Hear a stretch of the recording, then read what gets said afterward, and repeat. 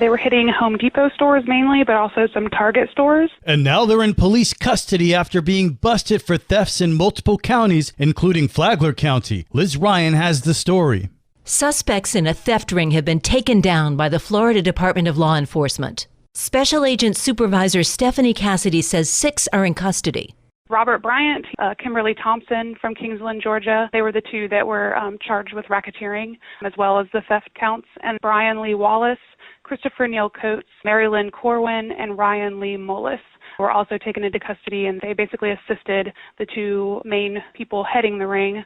Many of the stores that fell victim to the theft ring are in Northeast Florida. Mainly in the Nassau County, Duval County, St. Johns County, Clay County, Volusia County, and Flagler counties. These thieves were busy. They committed about 72 separate thefts across those counties over 18 months, and it totaled to almost $90,000. You like to think most people using self-checkout are honest. These 6 took advantage of that system. So they would go up there with their bag of items, scan all their items, and then put them in the buggy. They would put a type of credit card in to the machine, but it would have insufficient funds on there. So it would appear as though some of it was paid for, maybe $1 or so, and then they would be asked to pick how they would want their receipt, whether it was email or printed or both.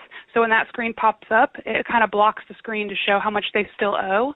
At that point, they would exit the store so the employee would not see that there was still an amount to be paid for on the screen.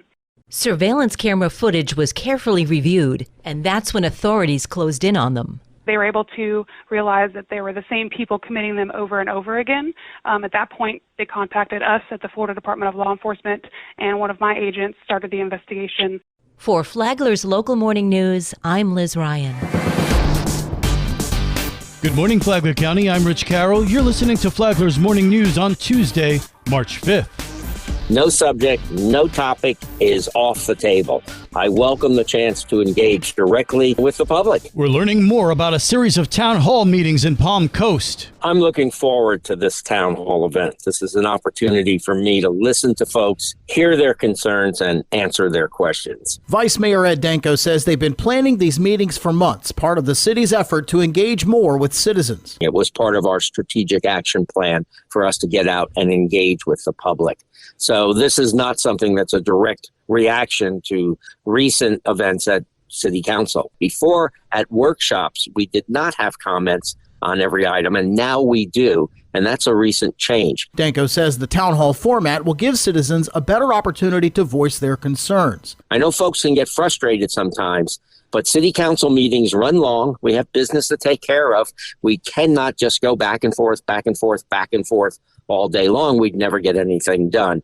But this is an opportunity for the public to come out and directly engage with their City Council members.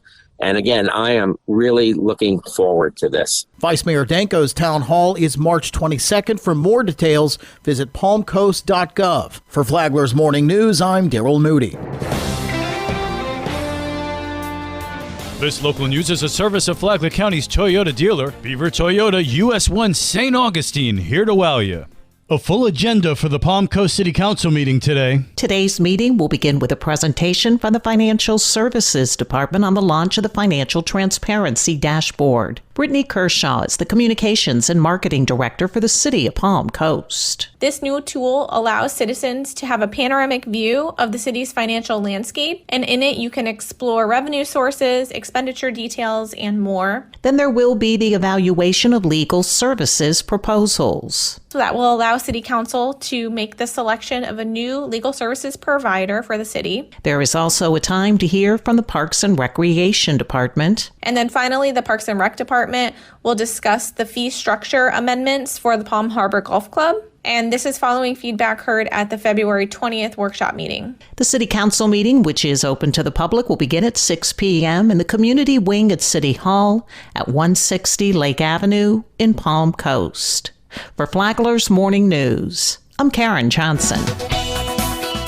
And now you're up to date on Flagler's Morning News. I'm Rich Carroll. Wake up with Flagler's Morning News. Stay connected with the latest stories and events by visiting WNZF News Radio on Facebook. Watch the Flagler's Morning News video posted every weekday morning and stay informed in Flagler County. Facebook.com/newsradio WNZF.